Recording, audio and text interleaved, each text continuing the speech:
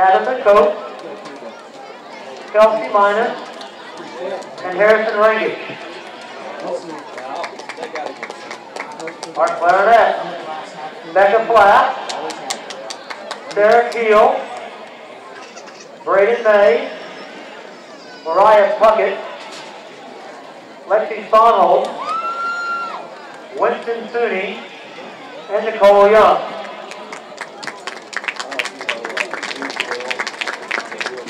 Our alto saxophone, Ronnie Dawson, McKenzie Hinton, Sam Addie.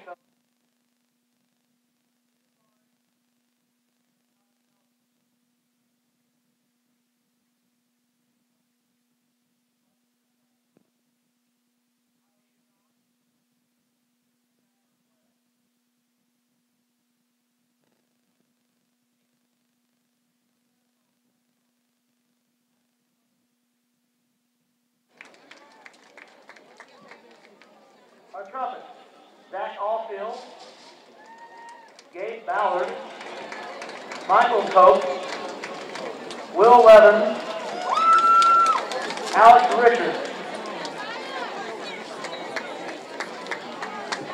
We also have Tyler Stritzel and Gabe Whitehead.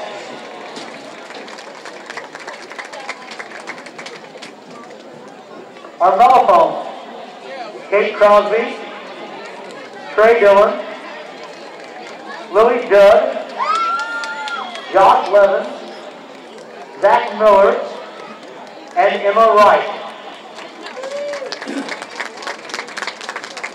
Our trombones are Owen Anderson, Brian Bilderback, Izzy Cordero, Ethan Huntsberger, Paul Hudson, Mikey Knoll, and Thomas Wood. Our baritones are Marshall Brown, Nick Lincoln, and Katie Scott. Sousaphones are Charlie Hagan, Isaac Savage. Our drum line is Sarah Ferris, Ben Hayes, Amanda Hughes, Thomas Jessup, Annalyn Judd, Ethan Tanner, and Wyatt Vale.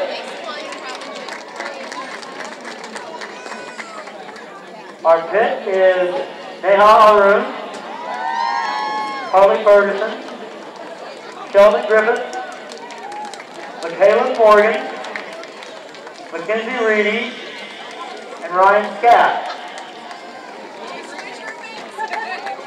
Emily Whitledge, and Trevor Whittington. This year's color guard members, Kayla Arnold, Sarah Carter, Peyton Mark, Ella Dorsey, Jolene Dozier, Micah Gauss, Bridget Jackson, Kaylee Rath, Brianna Rose Davenport, Taylor Wallace, and Jordan Wyman.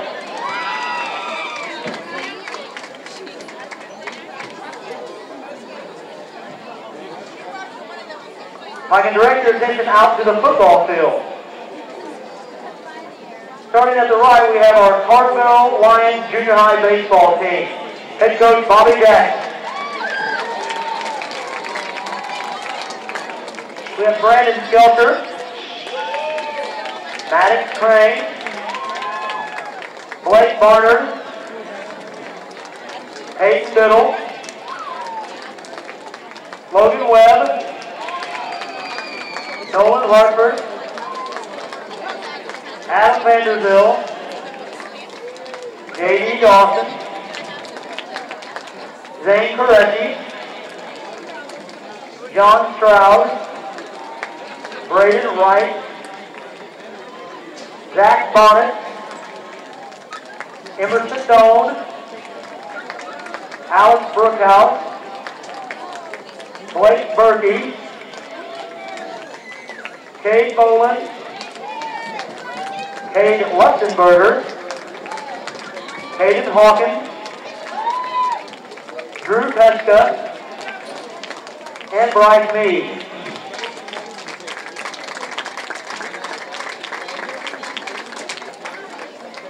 Up next is your junior high softball team. Alicia Doyle, Madison Hobson, Macy Lynn, Isabella Maviano, Reese Brunken, Aaron Gaddis,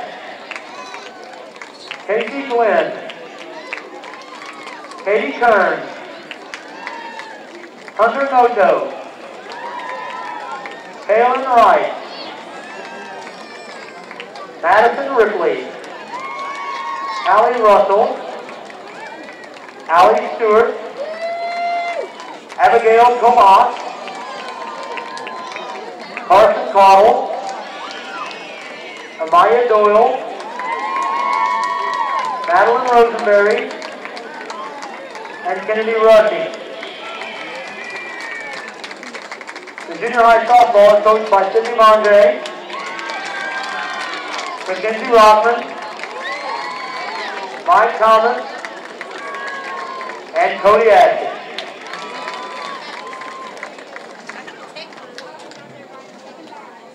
And finally, our junior high cross country team. Anna Ballford, Megan Fleet, Ryan Giblin, Josiah Edmonds, Anna Foster, Guadalupe Sebastian, Hillary Seamer, Jesse Jarvis, Zoe Mercer, Corbin Harmon, Coyle Hetrick, Aiden Brown, Abby Bonnet, Amelia Booker, Riley Davis, Jackson Burke, Angelina Levin, Landon Judd, Carson Harris, Gavin Sykes, Yasmin Tomas, Paige Reed, Cameron Turner, Michaela Ripley, Ella O'Brien, Rachel Bruner, Tyler Chastain, Gabe Whitehead, Drew Balsport, Castle Ward, Andrew Stevenson,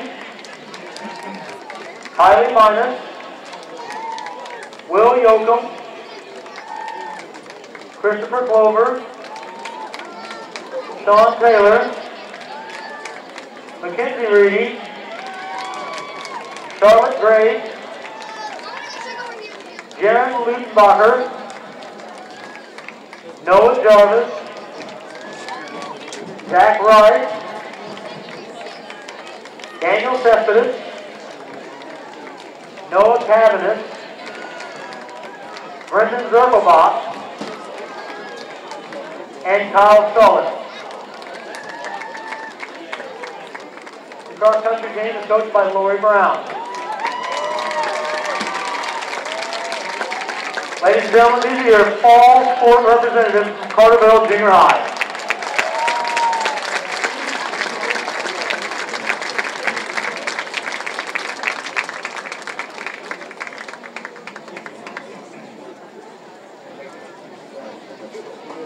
Well, I don't know about that.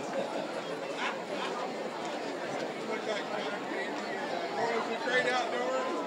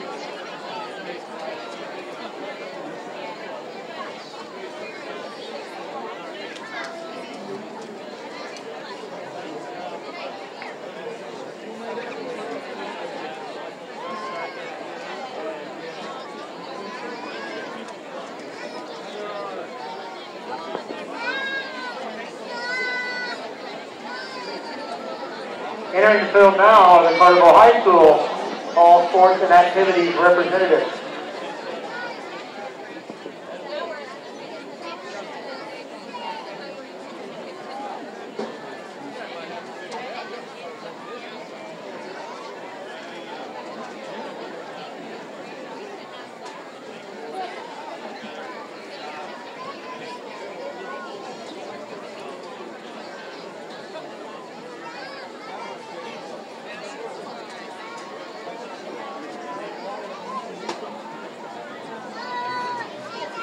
Starting near the 15-yard line at the north end zone, we're going to begin by introducing our girls golf roster. They are coached by myself, I'm Keenan Clark, and my assistant, Jenny Donahue. Our freshman roster includes Jacqueline Bainey,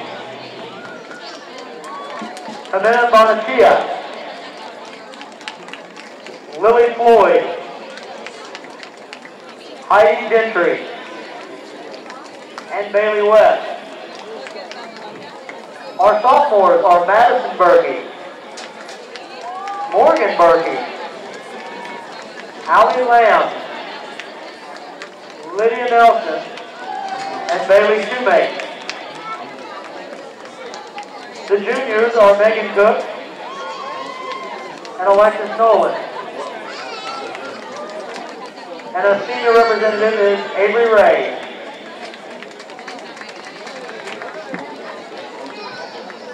The Carterville boys golf team is coached by Mr. Andy Harrell. He's led by senior Dylan Valerius and freshman Brody Eigenraut, Christian Everard, and Aaron Kemp.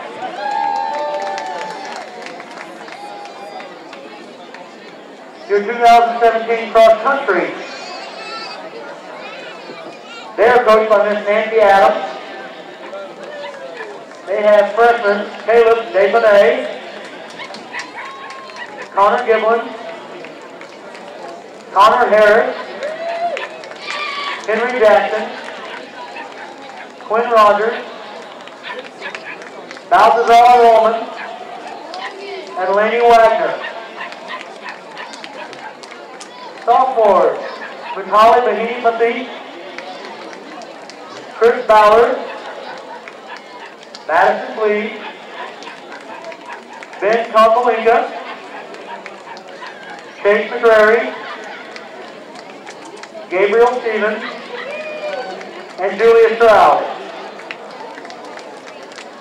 Juniors are Reed Tarrant, Anakin Jansen, Cody Rector, and Brandon Wiseman.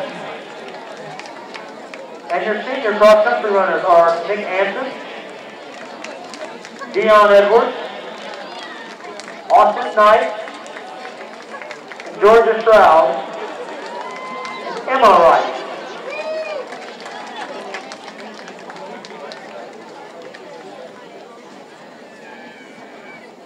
And now for the first official Carterville Lions boys soccer team. Senior Will Crosby, Junior Lucas Bailey, Daniel Arrow, Ryan Fish, Braden Gentry, Noah Hartman, Ben Hill, Hayden Holloway, Sergio Mendez, Dave Allen, and Austin Williams. Sophomores, Nathan Barrett, Jake Baumgart, Mitchell Cagle, Andre Diaz, Dalton Emery, Jacob Garlick, Reagan Johnson, Caleb Knight, Cole Sheldon, Brendan Thomas. And freshmen, Reese North, Harrison Rangish. The Carterville Heron boys soccer team is coached by Mr. Cipollini.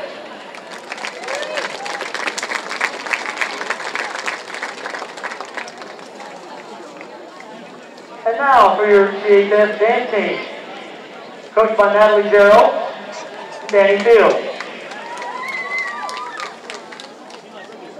They have seniors Hillary Regan and Victoria Muniz. Juniors, Megan Cook, Grace Malone, Annika Jansen. Sophomores are Cameron Grubb, Caitlin Minus, Morgan Berkey, Madison Berkey, Colby Ridgway, Lexi Gavin, and Hallie Boland. Freshmen, Megan Beach, Katie Kuntz, Carly Calufetti, Gracie Brower, and Maggie Brower.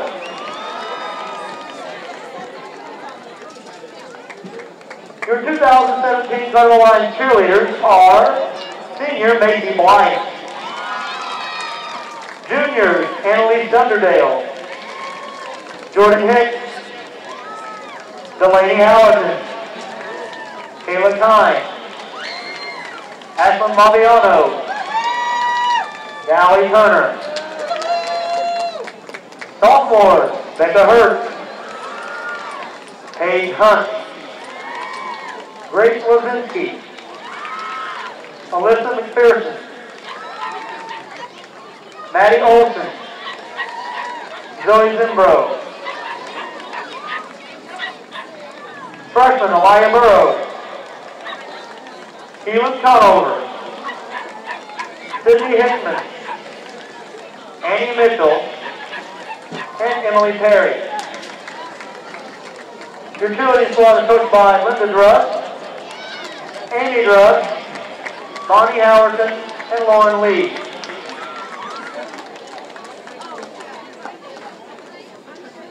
And your 2017 volleyball team. Ashlyn Maliano, Alexi Qualls, Olivia Stern, Hannah Schulmeister, Gracie Taylor, Anna Hartford, Annie Mitchell, Brianna Ward, Katie Hickson, Carly Calafetti, Annabelle Barnstable, Olivia Sapska, Savannah Pansy, Abby Knoll, Montana Taylor, Grace Lozinski, Gracie Brower, Anna Pickett, Sarah Ferris, Avery Vanderbilt, Maddie Campbell, Allie Lyle, Mariah Dunn, Maggie Brower, Summer Rain, and Madeline Shepard. The volleyball team is coached by Erica Lang. She's assisted by Holland Hibbons.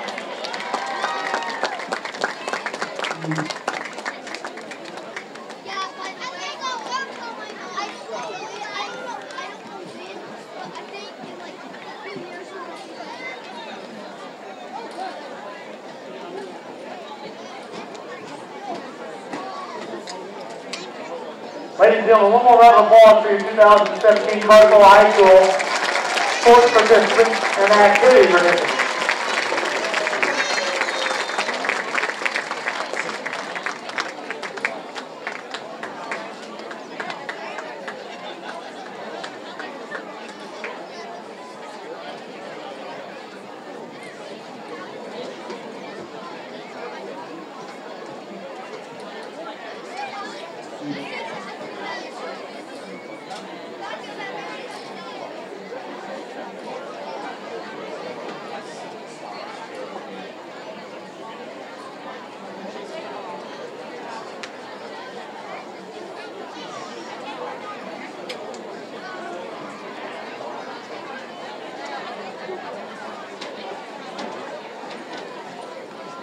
In just a moment, we will introduce our 2017 Carterville Lions freshman football team, followed by our varsity squad this year.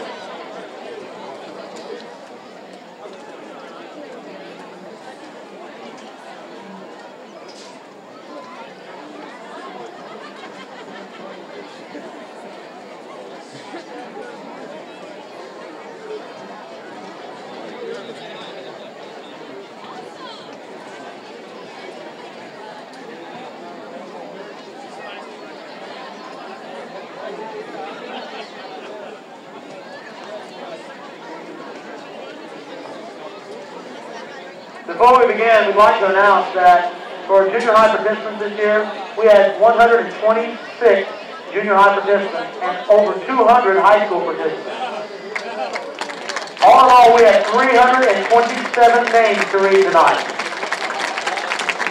Thank you all for your hard work and participation.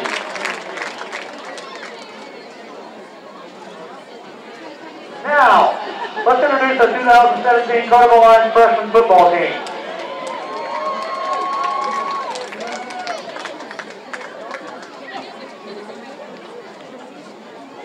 Starting towards the south end zone, we have number 2, Josh Levin. Number 3, Bryce Anderson. Number 4, Angel Lipinski. Number 5, Henrik DeWitt. Number 6, Nate Dawson. Number 8, Mark O'Connor. 9, Mark Redfern. Number 10, Noah. Number 11, Landon Tanner. Number 15, Nick Dawson. Number 18, Ben Hayes. Number 20, Aaron Taylor. Number 23, Kobe Myers. Number 25, Nick Brown. Number 31, Taylor Seamer. Number 32, Jackson Allen. Number 36, Matthew Wallace. Number 44, Eric Bybee. Number 52, Derek Glenn. Number 56, Trevor Stewart. 57, Aiden List. Number 58, Lance Thomas. 61, Michael Kiefer. 64, Ian DeWitt. Number 65, Evan Hensley. Number 70, Jake Dixon. Number 77, Luke Smolak. Number 80, Graham Dinan. Number 86, Braden Eagle. Number 87, Caleb Everard. Number 88, Max Poole. Our freshmen are coached by Sean Langtang, Nathan Lieber, and David Butler.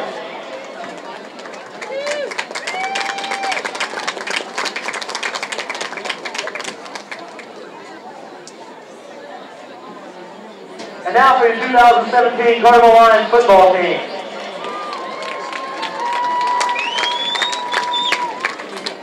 Number 2, Dylan Moore. Number 3, Harley Vaughn. Number 4, Colin Montgomery. Number 5, Martin Lazinas. Number 6, John Webb.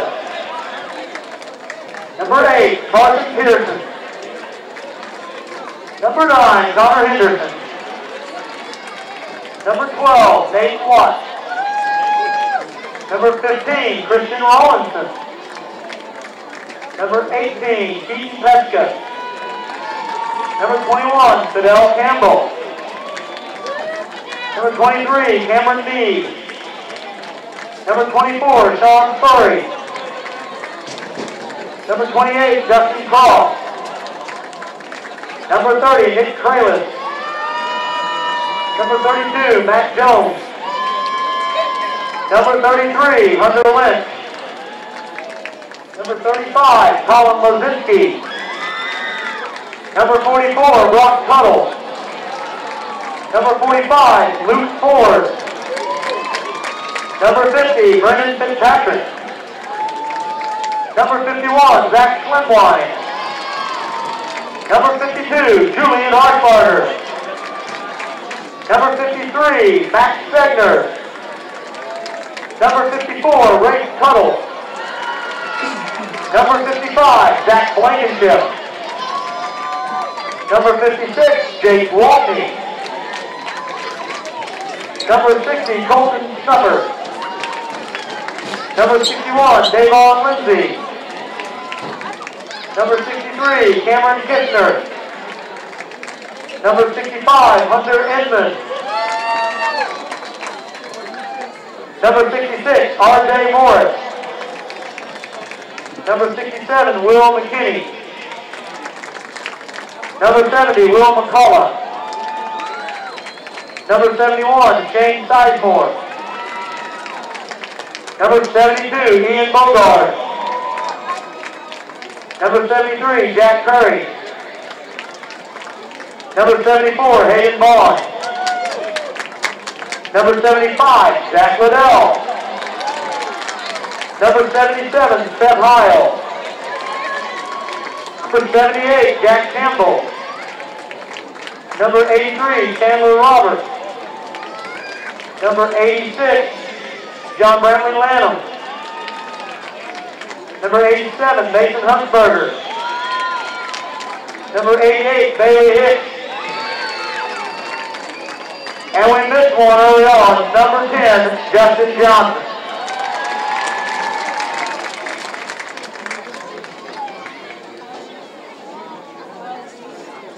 Ladies and gentlemen, this is the 2017 edition of your varsity Carterville Lions football team.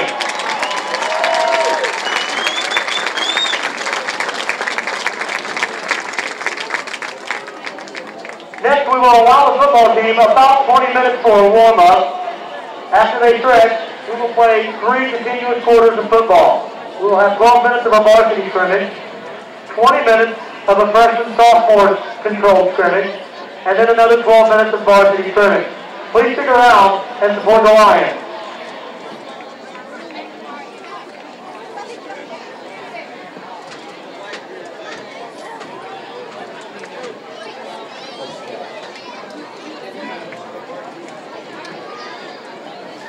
So there you have it.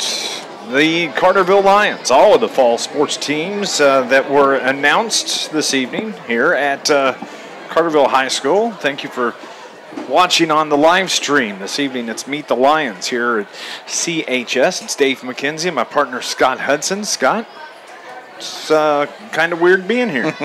It's that time of year again. The summer has flown by, and we are 1 week away from the start of the high school football season in Southern Illinois. Carterville will open up at Benton next week, but everybody, we were talking earlier. I was here last year for my first time, and I think this crowd is much bigger than last year's crowd. I mean, this is a great turnout for Meet the Lions night. We're getting ready to watch the freshman and sophomore scrimmage and the varsity will scrimmage, but, man, I know there are a lot of people looking forward to this football season. There's a lot of potential with this Carterville Lions varsity squad this year. There is a lot of potential, and,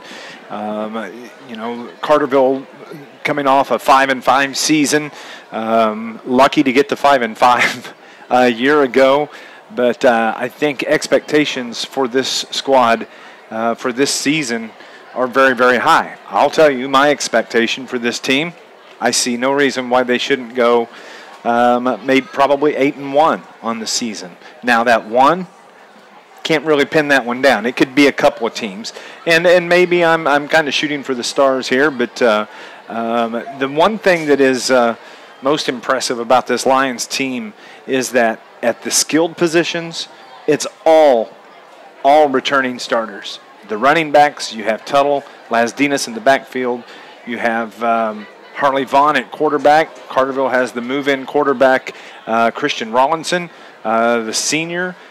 He's been fun to watch in practice. And then when you look at the receiving core for the Lions, Justin Johnson, Harley Vaughn, if he's not at quarterback, he'll be out on the end catching pass. You have Connor Henderson, and then you have that big guy out there. What's his name? Yeah, he's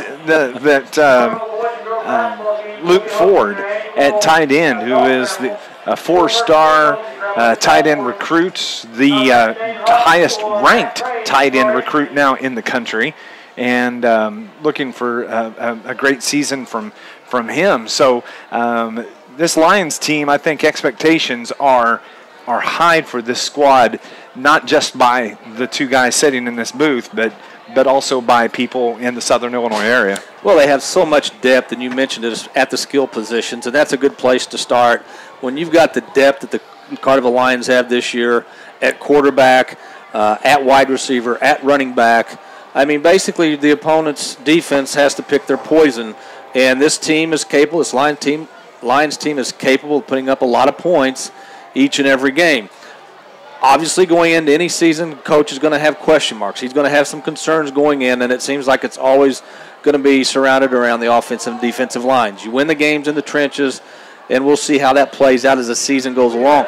You have to remember, too, Dave, also that Carterville's schedule is front-loaded, and what I mean by that is their toughest games are in the first 5 weeks of the season. Not that on any given night you couldn't lose to what we may call an inferior team, but when you start out at Benton, you come home for Heron, then you go to Murfreesboro, and then you come back home for DuQuoin. AJ's in that mix. That's tough, and you know as well as I do, the last 2 years, Carterville's put themselves in a bind by losing games early, whether it be because of injuries or just not playing well and having to win out just to get in the playoffs. That's great, but then when you get in at 5-4, you look up, there's Belleville-Althoff. You want to avoid the bigger schools like that, so you want to get off to a good start, and I bet Coach Drust has emphasized that many, many times in practice. He has. He wants to come out strong right out of the gate, and he in the breakdown after practice every night, that's the first thing he says is, because they're really working on their conditioning, because they want to out condition, out physical the opponent. Mm-hmm. And that's the first thing they say during the breakdown is, you keep working hard. We're going to put them away early so we can do this. Now, Carterville opens up next Friday night on the road at Benton. The last time Carterville opened up at Benton, it was an upset win for the Benton Rangers with a young sophomore Hamilton Page at quarterback. Couple of injuries, if you remember. Blake Hicks went down with an injury in that game. A couple of additional injuries. So it was an upset in that sense. And I think Dennis Drust and his coaching staff, they remember that game.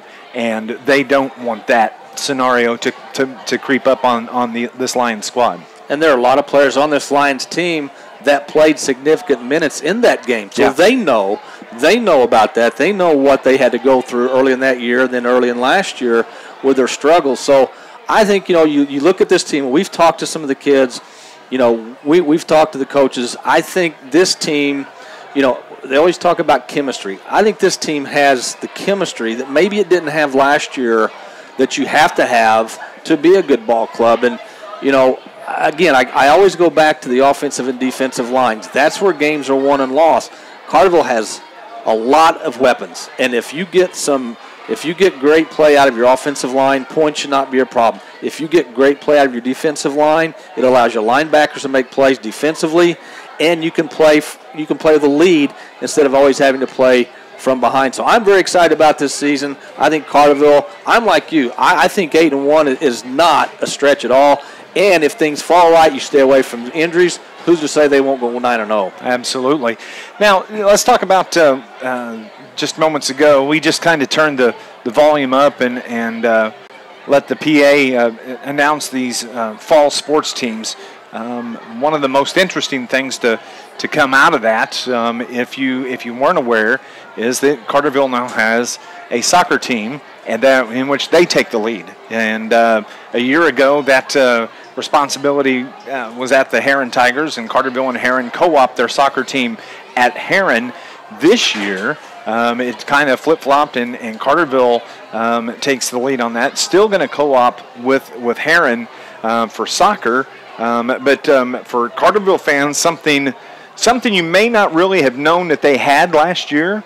But now Carterville has a soccer program for the boys. And soccer is one of the fastest growing sports, if not the fastest growing sport in this area. I know St. Louis has a rich soccer tradition, and it's just kind of filtered on down to the south. Of course, Marion and Carbondale, the bigger schools, have had soccer a little longer than the Carterville and Heron Co-op, but it's a big-time sport anymore. It's big, and you talk about being in condition to play that sport. You're running all the time. You've got some real athletes out there playing soccer. So that was cool that they announced that over 320 students between the high school and the junior high signed up and are playing fall sports for Carterville this year, and it's interesting that that's a huge number of kids that to be playing sports for this district. So. Yeah, I think it's great that many kids are coming out and playing sports, because now, with a lot of the attention in sports going to CTE and concussions, you wonder if parents and or kids may not want to play soccer.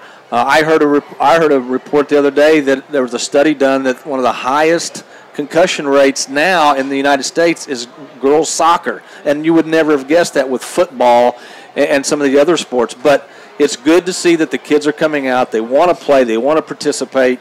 And when I heard the total number, of course, we saw the kids that were out here. But then when they announced the number was like 320, I thought, man, that's great. In a community the size of Carterville, that's only going to get bigger because of all the area that they have to grow with. You're talking about concussion, and I've been the on-field host for the Miners, and I've become really good friends with Brad Brush, the trainer. And so during the game, we were talking about he'd been out that day doing the baseline testing for the concussion protocol. And I said, so what's the baseline test? And I couldn't pass that stupid thing stone cold sober. The questions that he was asking, and do your ABCs backwards from Z backwards. And I was what you're saying is I've got to it's good that they don't give one to broadcasters before games, because these games might not get aired. Is that what you're saying? I keep good notes. I would get it worked out with my game notes, but it was just funny. I just laughed when he and I talked about that. Both the teams, the freshmen and the varsity teams, out finishing up their stretches. Dennis Drust, I can tell you, he only scrimmages these teams because he has to scrimmage these teams. He's not I take it he's not a big fan of it. He's not going to show anything tonight, and he is only trying to avoid injury at all costs. He wants to get in, get this done, and get off the field, and not have anything major happen to any of his players out on that field tonight. And there are some key ones out there that you definitely, you can't start on the sideline with injuries. But I talked to him a couple of times, and he is. I think Coach Drust is about as excited as you ever see Dennis Drust about this squad, and we've talked about it already about the seniors that are on this team, and the skill and the experience that they have at the running back position, at the quarterback position. Not only is there Christian Rollinson, the move-in quarterback from Heron, the senior, but you have, as we've talked about, Harley Vaughn at quarterback. Harley's a very, very capable quarterback, has a great arm, very fast. The one drawback to Harley Vaughn is he's not very big, and so when you play him at quarterback, you got to kind of roll him out a little bit, and sometimes it's tough to throw the ball when you're on the run. But the other side of Harley Vaughn is he's a great receiver, and he's fast, and he's tough, and so you may see him there. And also you have Colin Montgomery, the sophomore, fantastic athlete, but again, kind of in that Harley Vaughn mode, not very tall guy, but last year, just as a freshman, just tore it up as the freshman quarterback for these Carterville Lions. And then you have the junior Keaton Petska.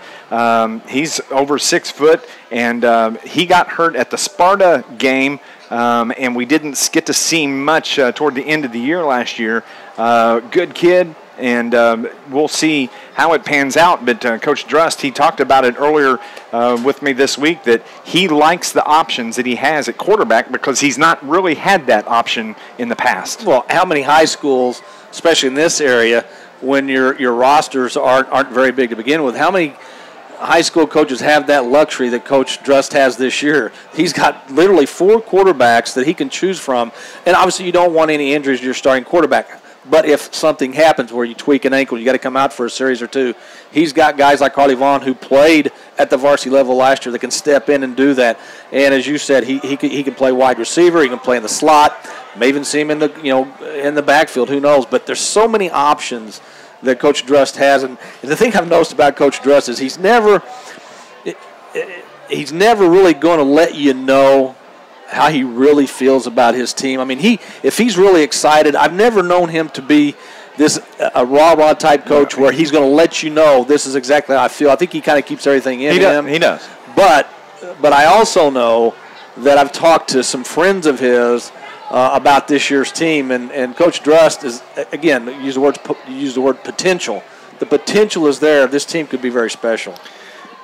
Carterville is going to open up the season next Friday night on the road at Benton. Week 2 will be right back here at Carterville High School when the Heron Tigers come to town. Carterville will get to Heron here on their home field. Week 3, Carterville hits the road, heads to Murfreesboro to take on the Red Devils this year. That could be a tough game. Heron is going to be a tough game. It's a cross-county rival. There's not going to be any gimmies on this schedule. You can't go in with that attitude. Week 3 is Murfreesboro. Week 4, the DuQuoin Indians will be coming to Carterville to take on the Lions. Week 5, we travel to Anna Jonesboro, take on Anna Jonesboro. Then week 6, it'll be the Nashville Hornets homecoming night here for the Lions. Week 7 will be the Sparta Bulldogs here at Carterville High School. Week 8, the Lions will hit the road, travel to Perry County to take on the Pinckneyville Panthers, and then week 9, they'll wind up on the road at Massac County. So 4 home games for the Lions, and September 29th, I believe, will be the homecoming game against the Nashville Hornets here at Lions Field. Another thing that goes into how well a team is going to play for the season or how their season is going to play out is not only what you have coming back, but what other teams you play have coming back. Did graduation hit those teams hard? Obviously in high school football, you can't draft players, you can't trade players. There are no free agents. You got to play the cards you're dealt. I know Heron lost a lot. Their skill, we talked about Carterville, all the skill position players they have. Heron got wiped out in the skill position category. Now, they still have a couple of really good, solid All-South linemen, which that's always good to have. Murfreesboro, I understand, only has 2 or 3 returning starters, but one of those is, if you remember, the freshman quarterback they had here in that lightning delay game that didn't end until after midnight. He's back, so that's not going to be easy. DuQuoin, they lost quite a bit to graduation. They've got a new starting quarterback. I heard Coach A.J. Hill talking the other day. He said that we're going to have to rely on some underclassmen. So, again, you got to play the game on the field. It's not played on paper. But on paper, when you look at the Ohio Conference on both sides, the Mississippi and the Ohio, Carterville probably has as many, if not more, returners than most of the schools in the River Conference. Yeah, and it's something that it'll be, 3 years since they've had a good, strong senior class, and a senior class that is capable of providing significant leadership on this team. It's been a couple of years since that's happened, where you just had that group of seniors that just took over a squad and led by example. And I'm excited about that for this team because they do have that. Let's talk about Luke Ford, he being one of those seniors. He's a man among men out there, or man among boys out there. 6'7", 245, solid as solid can be. He can lead this Lions squad just through his example with his play on the field. Oh, there's no question. In my 22 years of broadcasting, I have never covered a player that's as decorated as Luke Ford. You look at all the scholarships offers that he's had. I don't know of any 29. I mean, it's not just any schools. It's almost every SEC school. USC, UCLA, the list goes on and on. I mean, he is that good. And I think when you have somebody like that, it's going to give opponents nightmares when they try to game plan how to stop Luke Ford, because not only is he a great tight end, both blocking and catching, but he's going to play defensive end. And I don't know too many tackles and or tight ends that are going to be able to handle him on obvious passing situations. He is the real deal.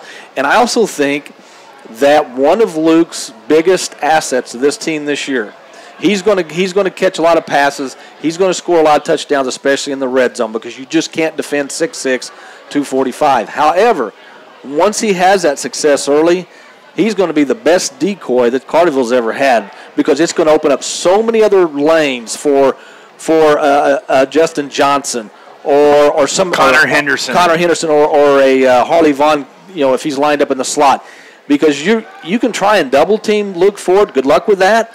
But what that does, it takes away one extra defender that would normally be somewhere else. And I just think that as long as Luke has success early and he shows everybody what he can do, it's going to open everything up for everybody else. Nick Kralis is a junior, and he's the fastest guy on this team. And he plays at receiver too, and so kind of looking forward to seeing that. The thing, you hit on it exactly, how I've been thinking about it. If you can't get Luke Ford the ball, he is the biggest decoy that you've seen in your life on that field, and that is going to open up that backside pass for the Lions. And man, there's some of these other guys that could have an equally as big a season as what Luke Ford could have, and it could be exciting. Well, again, you have Kralis, who you mentioned can go deep. He's got the speed to go deep. Obviously, Luke can go anywhere with his size. He can go to the middle. He can go deep. You've got Harley Vaughn, who's very quick. A lot of options there. I think the only way you stop Luke Ford, the only way any team's going to be able to stop Luke Ford, the opponent's defense has to get to the quarterback. You cannot give, if it's Rollison that's a quarterback, defenses cannot give him time to throw the football, because Ford will get open. And even if he has guys on him with that, I mean, he's got the wingspan of a 747, for crying out loud. I mean, he can go up and get the ball. So the only way you stop Ford is if you get to the quarterback, force him to throw the ball early, or force him to make a mistake trying to force a pass. But if the offensive line gives the quarterback time, man, this Lions team could put up a lot of points this year. That's exactly what we think, is going to happen. But Lions are out there. They are about ready to start scrimmaging here. Going to have to apologize. We don't have a really good roster that we can read. And so we're just going to kind of got one that's a little fuzzy that I took a picture of. So we'll just kind of call it as we see it, do the best we can here for the Carterville Lions. And I think I need to change my contacts. That's the other thing that I need to Hey, this is preseason for us too, okay? We're on the air live next week, so we better have all this technical stuff, and we better have our game faces on next week. This is our preseason. Well, and let's talk about that. Well, not only will we have all of the games here on the YouTube live stream, but of course on News Radio WJPF, WJPF.com, and we will again carry video and the live stream of all the games for the Carterville Lions football and basketball again this season. So Carterville lines up in the shotgun, and I believe that is going to be Rollinson, and deep down the right side throws it up to Luke Ford, and just as we were talking about, it's caught at the 43-yard line, where Ford is brought down immediately, and that could be your offense right there. Well, again, the thing about Luke Ford, he runs a 4.840. That is very, very fast for a 6'6", 245-pound tight end. So he can go deep, he can go across the middle. Again, a nightmare for defensive coordinators. Christian Rollinson at quarterback gives it off to Brock Tuttle off the left side, takes it out across the 30, down the 35. He's going to break it, and he is going to make it into the end zone. That's a 43-yard touchdown run for Brock Tuttle here in the first play of the scrimmage here this evening at Carterville. You talked about Kralis with his speed, and of course Ford with his size and Harley Vaughn with his quickness. You look at the running backs, a nice mixture with Tuttle, who's got the power to run the ball between the tackles, and you got Lasdinas, who can do the same, but Lasdinas is also very quick out of the backfield. So, again, whether it's running back, quarterback, wide receivers, Coach Drust has a lot of options. So, actually, it's number 41. It wasn't Tuttle, so maybe that was Lasdinas that got the carry, but the ball's out across midfield, and since it's a scrimmage, they're going to blow it dead. That's Rollinson. He was able to get through the line, but we have a flag that is thrown at about the 37-yard line, and Blue is going to have to bring it back. Probably a hold, I would imagine, and they're going to march it back about 10 yards, it looks like, from the flag. And Dave, if you remember last year, early in the season, one of the things that really hurt the Carterville Lions, penalties. Yep. Self-inflicted wounds, because there are a lot of offsides, procedure penalties, and that's something that's got to be cleaned up before next Friday night. So it marches them back about 10 yards, and blue versus red here in this scrimmage here at Carterville. It's Rollinson from the shotgun. I believe it's Lasdinas to his right. Rollinson looks to throw, throws it high, and the ball is knocked down. It's off the hands of, I'm going to have to look it up again, Scott. That was, I believe, Nate Watts, number 12, that dropped that pass for blue team. And it's going to bring up second down and 10 from the 27. Yeah, you have a new quarterback in town at Rollinson. You know, there's a timing issue there. He hasn't played with these kids. Now, I know they had some 7-on-7 camps, but still, it's going to take time to develop that chemistry with his wide receivers. Two receivers on the near and far side. Rollinson takes the shot. No, that was Vaughn that takes the snap at quarterback. And the give comes out to Fidel Campbell. No, excuse me.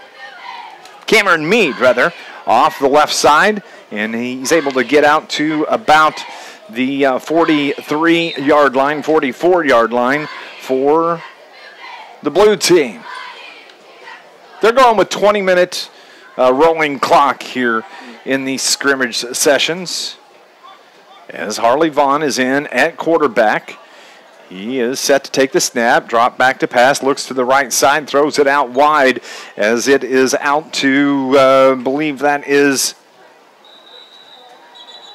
Connor Henderson, number 9, I think was the number on that. Scott, if you see it, Marcus Lasdinas, number 5, the backfield, yeah. So that was a nice play by the Lions. I don't know if there was a penalty. There is a penalty flag. I think the official indicated holding. So I'm sure Coach Drust not happy about that. Two penalties in the last 3 plays.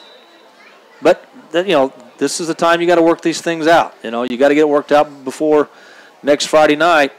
You got to think that maybe nerves are a little bit. There's a big crowd. We talked about that. It's a big night. They had jazz band outside playing earlier and served food. The Carterville Athletic Booster Club does a nice job with this event every single year. And don't forget, you can become a member of the Athletic Booster Club. Mike Hake is the gentleman to talk to, and anybody else that you see from the Athletic Booster Club. There goes Vaughn, brings it up, cuts it back and forth between the hashes, and is he going to get to the outside? He's finally wrapped up and brought down at about the 16-yard line. Carterville blue team is moving once again. And who's to say, Dave, that in a game this year, maybe next weekend at Benton, that you'll see Rollinson start, Harley Vaughn come in, just to give the Benton defense something else to look at, something else to think about. Harley's more of a runner/thrower, where Rollinson's more of a drop-back thrower. So, again, a lot of this team's going to be fun to watch. They are going to be a lot of fun to watch as they have 2 receivers near side, 2 to the far side. Vaughn from the shotgun, man in motion. That's Lasdinas. It's the give to Lasdinas. Cuts it off the right side. Is he going to cut it up? He does, and he catches the corner touchdown for the blue team once again. And that Lasdinas, last year, you got to remember, he was hurt early for the Lions and missed like 5 games. Or did he even play at all? I think he did toward the end of the season, but he is so fast. And them having Marcus Lasdinas in that backfield from week 1, that is huge for the running game. There's no question about it because he brings speed to the backfield. Brock Tuttle brings that toughness. He's the big, power runner, rugged between the tackles runner. So a good mix in the backfield. So Carterville, blue team, once again has the ball.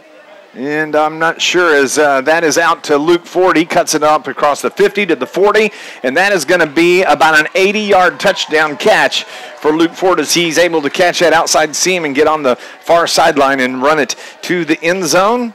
And, Carterville, when you look at Ford last year, I can't remember the total number of catches he had. I think it was like 28 catches, and he had 6 touchdowns. Of those 28, and so he's dependable and he's quick for a big guy. He's just fun to watch. I think the most memorable catch he had last year for me was in the last game of the year against Bevel Althoff. The game had already been decided in the fourth quarter, but Luke caught a pass at about the 45-yard line of Althoff and outran their defensive backs. Now, Althoff has some very quick kids. They do. And he outran them, and that was impressive. They caught him right at the goal line as they pulled him down from behind, but he did. He outran him, and it was, I'm with you. That was probably his most impressive catch of the season. As Blue has the ball once again, they carry it out across the 30-yard line, what's the number on the quarterback, Scott? 15 is Rawlinson. Yeah, Rawlinson. Number 3 is Vaughn. Yeah. And I can't tell who they've got at quarterback so far. They're looking good, whoever it is. Yep.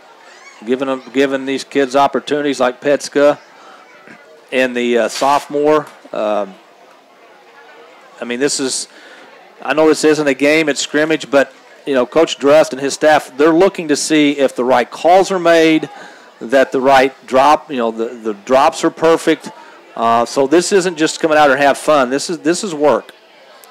And, as we sit here and talk about it, I believe that's Rollinson, throws it across the middle, ball falls incomplete. Probably the squad that this is most important for is that offensive line. No question. And because it's that line, it's a lot of more than just standing up and blocking the man in front of you. You got a down block, you got a back block, you got to pull, you got to get out on the edge and seal the corners, and so that's important. As Rollinson keeps it, brings it near side across the 40, skips to the 45, and he's wrapped up and out of bounds at about the midfield mark, the 50-yard line for Blue team. I really do like what I've seen from Rollinson in practice and here early on in this game. Yeah, he's made some good decisions in this scrimmage so far, and he's shown the ability to run the ball, especially to the outside, which would make him more of a dual threat than maybe some thought he may be. But I agree with the offensive line. That's the group that's got to gel, and the quicker they gel, the better this offense is going to be. Blue team with the ball once again. Harley Vaughn is in at quarterback now. Line gets their call, gets set. Vaughn from the shotgun takes the snap, throws it out to the right side. That is Luke Ford. He takes it out across the 40 to across the 35, now to the 30, cuts it toward the middle, and that's where they're going to rule him down right there. He's just running over the top, stiff arm, jumping, swimming a couple yards. It's almost, I hate to say this, it's not fair. It's unfair. It is, exactly. And you got to know, too, it's going to take at least 3 guys to bring Luke Ford down during the season, and they're going to double team him, and you almost have to triple team him coming off the line. He's just that big. Well, and not only is he big, but he's so talented that, again, I think he's just going to open everything up for this offense, whether he's actually involved in the passing play or not. His presence on the field, you got to count for him no matter where he's at. And I think that is just going to be so big for this team. It's going to really open things up for other players. And once you get into the red zone inside the 20, there's nobody nobody's going to be able to stop Luke Ford on a passing play. I agree. Blue team with the ball again. That is Vaughn. And he hands off. That is Cameron Mead off the left side. He's brought down at about the 10-yard line. And it's going to be 1st and 10 for the blue team here as the clock makes its way under a minute. And so far offensively, it's been impressive for what we're going to see in a scrimmage from these Carterville Lions. Yeah, a couple of penalties, but other than that, everything's been pretty smooth. I think another key to this team this year, Dave, is the defensive front, because with the ability to score a lot of points, if Carterville is not able to stop the run, that means the other team's going to have the ball a lot. And I'm just going to throw this number out there. I don't know what the average is, possessions per game, but let's say Carterville averages 9 possessions per game. Okay, that's probably low, but let's just go with 9. If the other team is able to run the ball and run time off the clock and end those drives with points, that is less time that this offense is on the field. So you may get into a game where you normally would have 9 or 10 possessions. Now you only have 6 or 7, and those 2 or 3 fewer possessions might be the difference in a ball game. Rollinson hands off and bangs her way down inside the 10 as the clock sounds here. 18 points put up by this offensive squad for the Lions. And they look good. Rollinson looked good. The running game from Lasdinas and Harley Vaughn. And you didn't have Justin Johnson out there playing. No, JJ. He's in street clothes, so there's another weapon we didn't even see out there. Which makes you think that he may be nursing a bit of an injury preseason-wise as he's walking across midfield. JJ, a senior this year, he got hurt at the Sparta game last year. Yeah, he did. And kind of affected him going into basketball season early on. But he's looking for big things out of JJ here in the football season for the Lions. So he brings a little more size to the wide receiver Connor Henderson position. is out there. Both of them 6'2", 6'3". Yeah. So good height out there for the Lions. I believe this is the freshman squad, and they're all wearing stocking caps. It must be cold out there. Actually, just a little way to differentiate between offense and defense. On the field, as during the varsity game, it was the red vest versus the blue. This is Colin Montgomery, I believe, as he works his way, but he drops the ball. Maybe not. I'm going to have to look up the freshman schedule here, and we'll see. Freshman football, number 3, Bryce Anderson. How about that? There we go. And for some reason, this picture I took is a little bit more clear than the varsity one, so that kind of helps with things here this evening. They're going to have about 20 minutes to run the playoff. As we talked about earlier, good crowd that came out. We'll pan the camera around. The cheerleaders, what a huge cheerleading squad Carterville has this year. And they've been working hard all summer, had camps. And as a matter of fact, I think they're going to be going up to U of I and participating in a camp up there and cheering during one of the Illini games in Champaign. The band this year, they were introduced a little bit earlier. Huge band for Carterville, as that is Anderson. He gets out on the left side, and he's brought down short of the 40. So I'm just really excited. It's hard to believe that we're back here, but I'm very excited about Lions sports. Well, after tonight, after this scrimmage is over and we leave, I guarantee you, it's going to be. I cannot wait for next Friday night. I mean, there's so much anticipation about this upcoming season for Carterville. To watch what this offense may be able to do. It's just going to be a lot of fun, and it's hard to believe it all starts next Friday night for everybody in Southern Illinois. Well, what are you more excited about? Friday night football or Monday night eclipse? Or Monday eclipse? Let's put it this way. I'm ready for Friday night football, and I'm almost ready for the eclipse to be over. How's that? I mean, I think it's great for the area. It is. But I don't know, as somebody pointed out the other day to me, said, I don't know that this area can handle the amount of people that are going to, converge on Southern Illinois. But we'll find that out, obviously, in a few days. But, I've got the glasses. I'm going to look. But, no, I'm looking forward to Friday night. Amy's going to Michigan to watch it. Oh, yeah? Yeah. We didn't get invited? She's going to see a partial. Well, actually, she's going to be at the lake. It's going to be. Oh. I kind of would like to be at the lake. Yeah, we never get invited. But Monday. And, the nice thing about it, all these people coming in to visit us this weekend will be back in 7 years. That's right. And if this thing goes off without a hitch, and we all hope it does, I think you're going to see even more people here in 7 years. I agree. So it's a big deal. But I am crazy excited about Friday night football. Yeah, this is a great time of year. Eventually we'll be – and by the way, Dave, probably about week 7 or 8, make sure you check the weather before we go somewhere, and so you won't go to Sparta like you did last year and dress like I am now. Yeah, be underdressed, just throwing that out there. Well, I'll go on and forewarn everybody. We'll give you a year's warning on this. Next time we go to Sparta, which will be next season, we are going to do our call from the visitor side. Works for me. As long as we may have to take a generator and power up our own stuff, which we can do. I'm good with that. But we're going to at least, if we're going to go over there and be cold, and I'm going to be with my own folk. Exactly. I don't want to be underneath that big speaker that you couldn't hear anything on our broadcast. Well, think about it. Think it this way. The visitor side is on the north side, so we will be blocked by the wind that we were not blocked by last year. That's true. So anyway, it was a win's a win. That's right. It's all about the win. So. Exactly.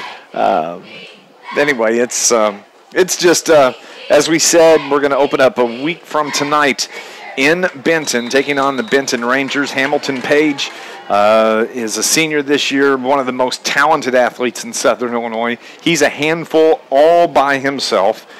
So fast, has an attitude, and plays with that attitude.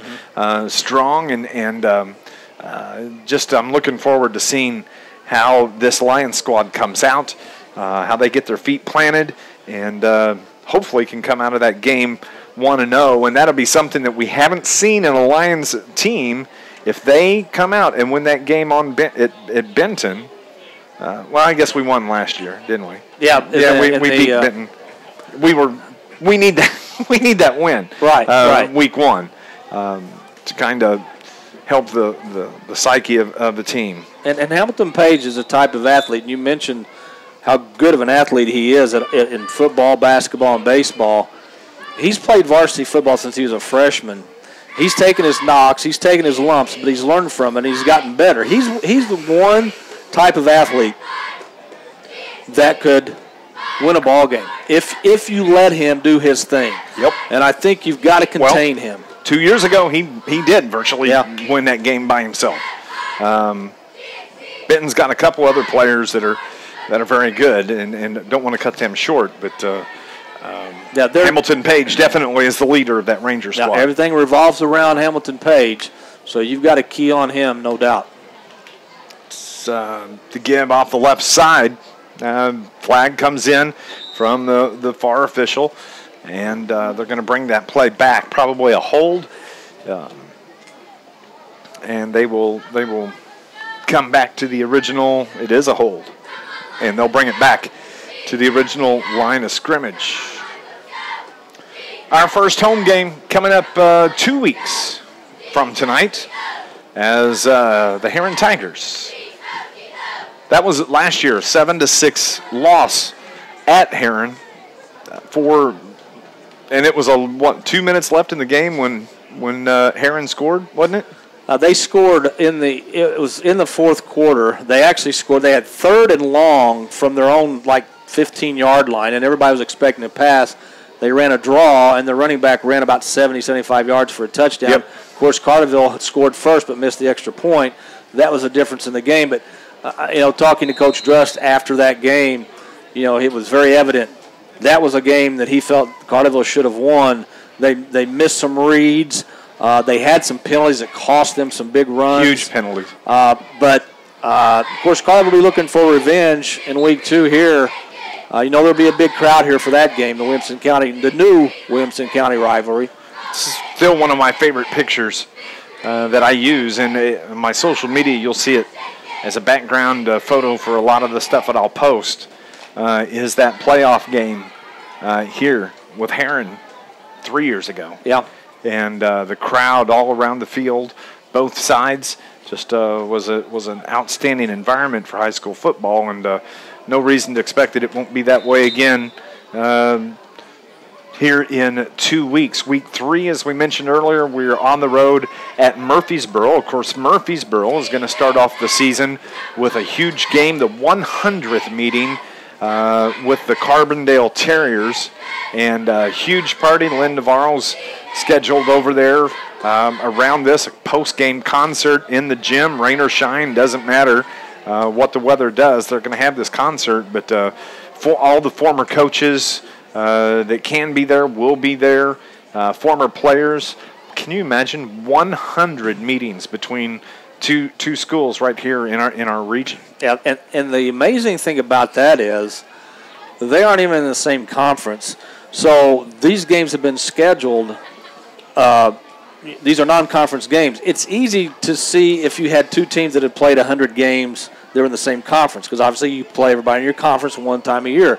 But I think the amazing thing is not only is it a non-conference game, but Carbondale has always been a bigger school. And a lot of times you see smaller schools change their non-conference schedules to play schools more their size. Murfreesboro hasn't done that.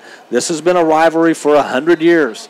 And I applaud both Carbondale and Murfreesboro for continuing that rivalry, because you just don't see it a lot in high school football anymore. Always week 1 is that Carbondale Murfreesboro game. They like to get that cross-county rivalry going right from the get-go, and so they do that week 1. And if I didn't have a game to call next Friday night, I would probably go to Murfreesboro and see that, as that's quite the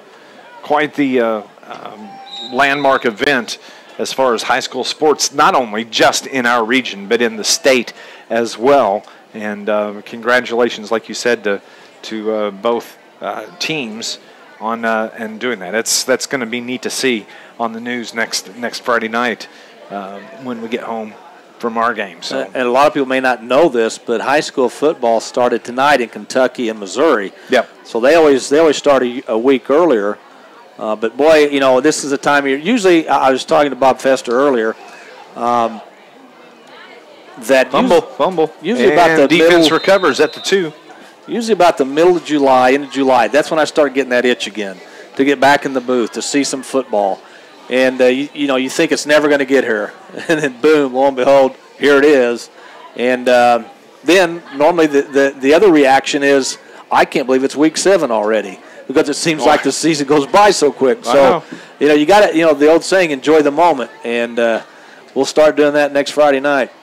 I know that Carterville varsity line football team season opener will be next Friday. Carterville, I believe, golf team had a match this week. I believe junior high softball has been playing. I think track or cross country has started for the fall. And also, Coach Winky was named as the new coach of the what did I post on that? I'm going to have to look.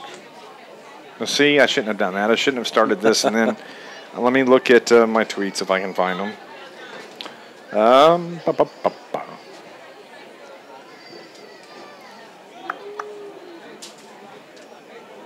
Please stand by. I don't want to jinx us, but I'm going to go ahead and say this. I've looked at the long-range forecast for next Friday night. As of right now, it's supposed to be a high of 81 during the day on Friday, dropping into the high 50s during the evening, and zero chance of precipitation. Now, again, that's a week away. Things could change, but at least right now, it looks like we're going to actually get week 1 in the books on time.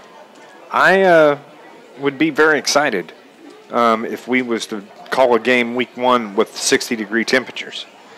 That would be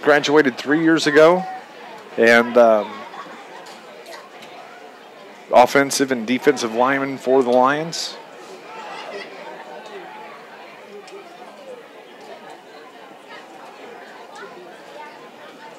In at quarterback for this freshman squad, that is number 44, Eric Bybee, as he throws that incomplete to the right side. Just under 4 minutes left. And then the JV team will get out, and then this scrimmage will be wrapped up here for the evening. Nice little playing experience for these players to get out. They've been hitting each other for a couple of weeks now. Short preseason. Yeah. I mean, they've been 7-on-7 all summer and workouts and everything, but as far as like official practice, just the second week, no two-a-days. They're not allowed anymore. Yeah. So that was really nice. That first week of practice was when we had temperatures in the 80s, and they were coming out and practicing in the morning from 9 to noon. It was just downright comfy. As a matter of fact, when I was here at practice on Wednesday, it was the hottest day they had practice so far, and probably the hardest they had worked. And the coaches were very, very happy with how they did that. And they needed that heat. They needed to be in that heat in practice, because I promise you, well, maybe not now if it's going to be 60 degrees, but at some point we're going to be playing in 85-degree weather here this fall. We're not out of the woods yet when it comes to hot weather, so I think you're right. You got to get ready for it, and then, of course, the intensity starts to pick up from this point on. As that is Dawson off the right side, brought down at about the 16-yard line. But I walked out in practice the other day, on Wednesday, and by golly, they had new practice jerseys with numbers you could read. All right. And I was like, wow, athletic department, they did a nice job buying those. And Coach said, I found a box that had these jerseys in there. Yeah. And so it was nice to see. And the numbers are right, except for just a couple, but they're all. So I can really come out and do my homework and bring my roster, and we'll be all prepared for next Friday night on the road at Benton, as there's just under a couple of minutes left here in this scrimmage. Don't think either team has scored here for the freshmen offensively. I thought it was really nice of school superintendent Keith Liddell to come in and put all the pressure on us this year. It's all on us. That's what he said. If goes 9-0, it's all on us. I truthfully, I wouldn't want Keith's position right now. No. We kind of got into that talking about the state funding, what's going to happen with those people. If something doesn't happen in a week, then what's going to happen? It could get bad. I mean, it could get bad. And hope, Keith said, I've always been a glass half full type of guy, so I'm keeping the hopes up. You have to. Things will, I mean, you have to. You have to. But it was nice that he poked his head in here and said hello. But you're right. He put all the pressure on you. Well, I don't think he mentioned my name at all. Well, he was looking at you when he said it. Directly at me. So, and I asked him. I did mention. I said, if the Lions go 9-0, you might have to slip me some extra bucks. And that's when we got into talk about the state funding. I said, well, I do take IOUs. Yeah, that's true. So, but this is going to be a fun season. I mean, really looking forward to this year. I think, again, games are played on the field, not on paper, but this team has a lot of talent at the skill positions. If the offensive line and defensive lines can come together, this could be a special year for the Lions football team. Yes, it could. There's going to be one more play here for the freshmen. As a JV team on the far side, they're stretched out there ready to go. And the last play, it's a keeper by the quarterback. He drops the ball. Defense covers up, and that is going to be it for this freshman portion of the scrimmage here. Meet the Lions night here at Carterville High School. And, again, props to the Lions Athletic Booster Club, President Mike Hake, and the whole gang. They did a nice job. They do a real good job every year with this, with the food prep. I've been at some of the meetings when they're getting ready for this. It takes a lot of work to make this happen, and every year they manage to pull it off and have a great turnout. And crowd-wise tonight here at Carterville, it's a huge crowd, and large number of them have stuck around here. Let's give our freshman football players a round of applause, please. Well, and the other thing too, Dave, you know this as well as anybody, to put on something like this, whether it's Meet the Lions night or a fundraiser, you have to have volunteers. And one thing I've noticed in the little time I've been here, of course this is my second year here, the volunteers in Carterville are just, they go above and beyond the call of duty. And you have to have those people that are willing to put in that work, put in that time, take time away from their schedule, maybe something they want to do. And that's why you have events like this. That's why you have crowds like this, because of the volunteers. Yep, you can't do it without them. And but they did a nice job here this evening, and we can chalk this one off and get into the regular season starting next week. And then time will fly especially fast. Yes, it will. Always does. Enjoy the moment. Again, we talked about this at the start, but very, very critical for the Lions to get off to a good start to this season and not be forced to have to win out their last 3 games just to have an opportunity to get in with 5 wins, because you know if that happens, your first-round opponent's going to be very good. It's going to be on the road. Carterville's schedule is front-loaded with the best teams in the first 4 or 5 weeks of the season. Ideally, you want to come out at 4-0, 5-0.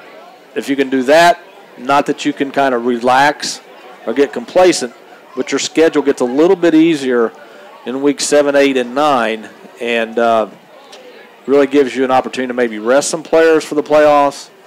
But we as broadcasters can look forward. We can look ahead. Coaches, they're just looking at the next game, and that game prep will start probably sometime tomorrow for Benton. For next Friday night's game. Yep, I agree, and it's going to be fun, a good season, and looking forward to doing that starting next Friday night. Don't know what the delay is, but coaches are out there. I think there's not enough players on one side, or they're waiting for somebody to get actually 2 players now coming off the sideline.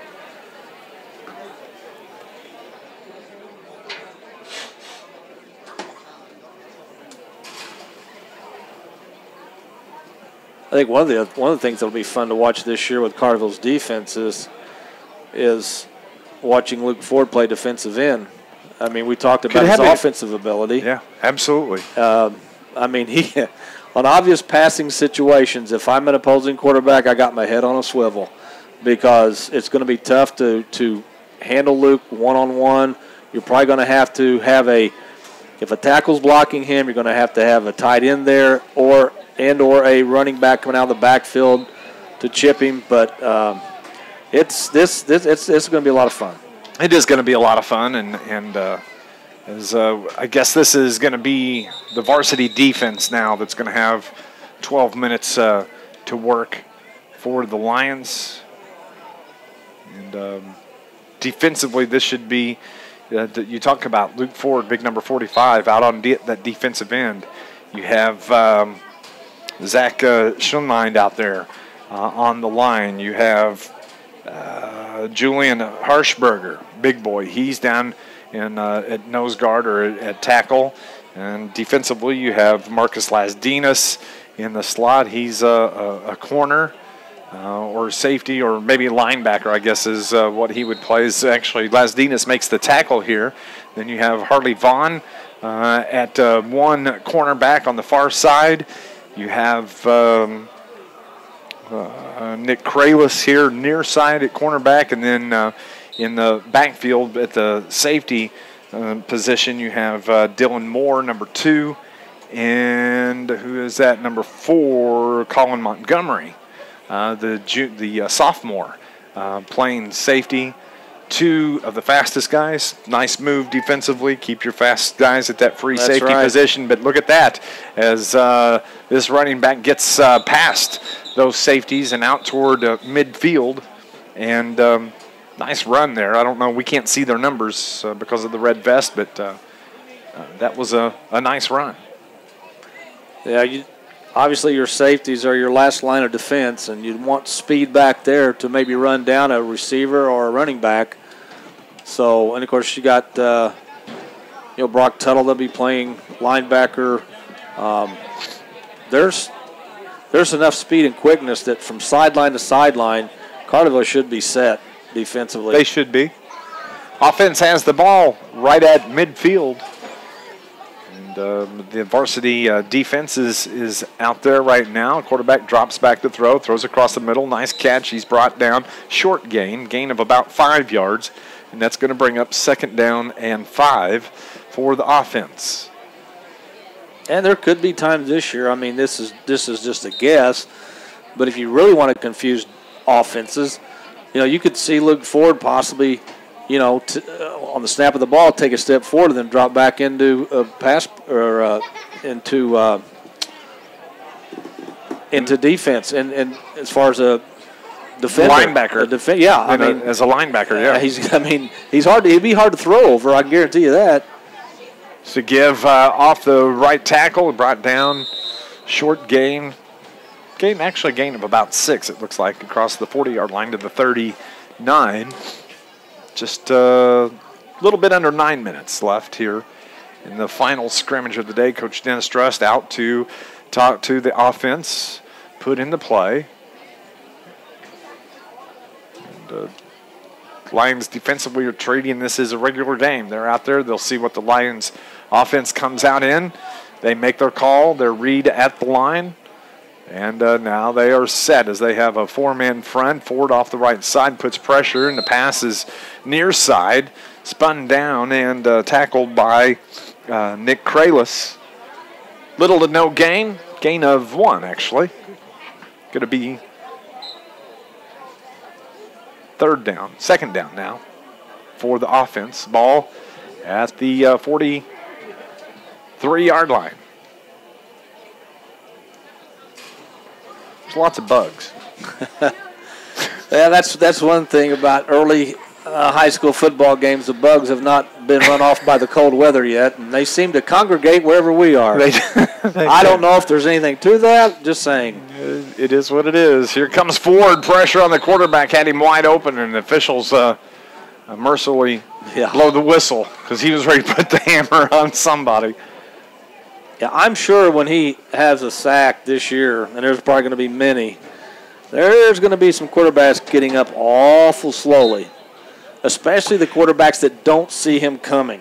And here's the most important thing about Luke Ford, and what he is going to be facing here. You have to remember now, all summer long, he has played with the best football players in the country. Yep.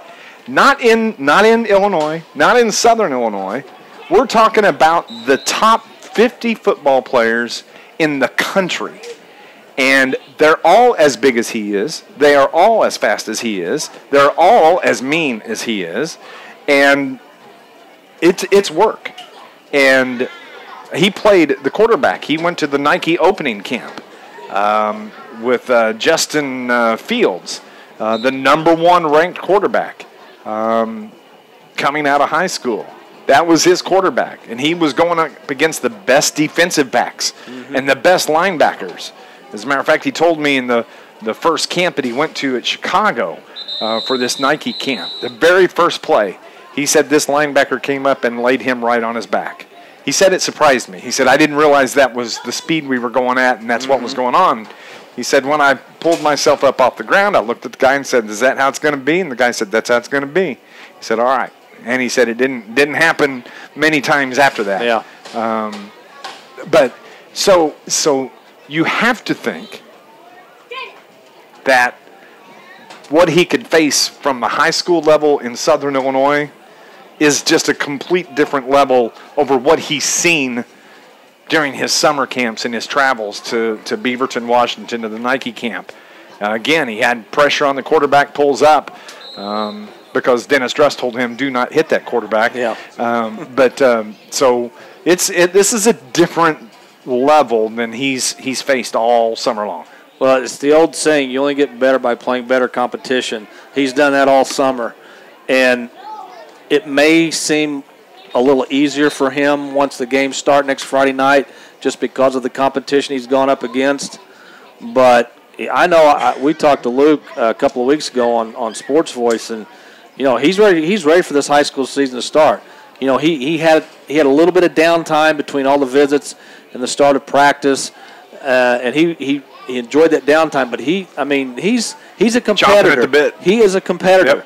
Yep. He wants to play and he wants to win. This isn't about Luke Ford. This is about the Carterville Lions, and he wants this team to have success. Hey, look, in his destiny set, he's going to go to one of the top programs in the country.